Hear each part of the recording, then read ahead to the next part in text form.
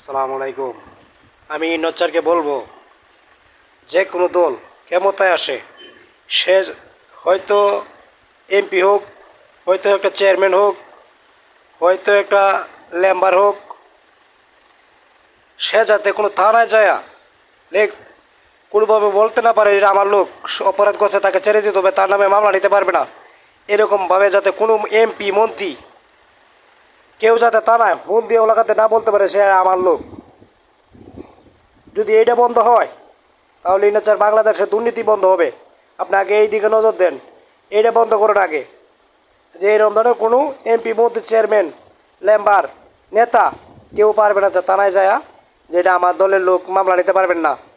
তাইলে এই দেশে দুর্নীতি বন্ধ হবে, এর আগে দুর্নীতি বন্ধ হবে না। আপনি দেখেন তালাশ নিয়ে দুর্নীতি এখনো বন্ধ হয় নাই, দুর্নীতি চলতেছে। আপনি দেখেন। আসসালামু আলাইকুম।